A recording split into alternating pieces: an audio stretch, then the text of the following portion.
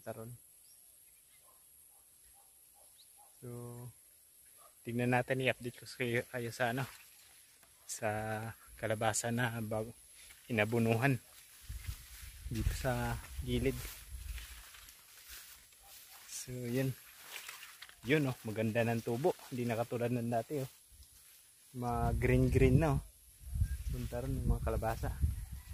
Dati maliit pa lang to, ayun oh, malapad na yung dahon. So, maganda talaga pag may ano, nabunuhan.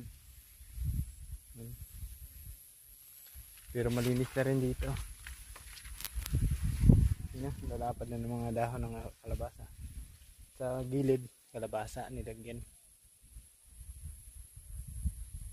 Malinis na rin din no, ang gilid ng maisan. So ano to, dating palayan yun. Punta rin.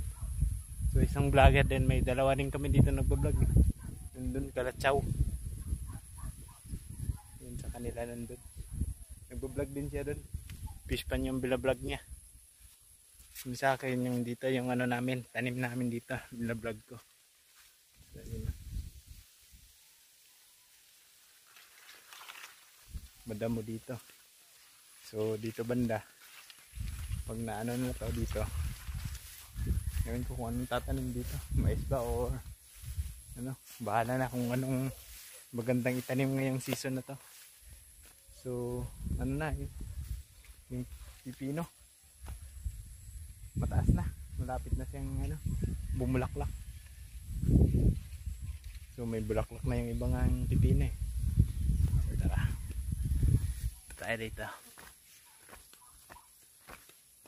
Mataas na oh. Ito yung iba, namublaklak na. Yun ang bulaklak ng pipino. Ito. So papataas yan dyan. May kasama na yung ano, bunga. So yun, dito nilinisan na rin dito, tinanggalan na rin ng damo. Area na to dito banda. So yun oh, simulan na nang tinanggal yung damo.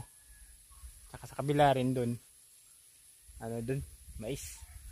Ginawang ano, tinaman ng kamuting kahoy kasi kinakain ng daga. Kahit ano, nilagyan na ng chemical yung binhi, kinakain nila.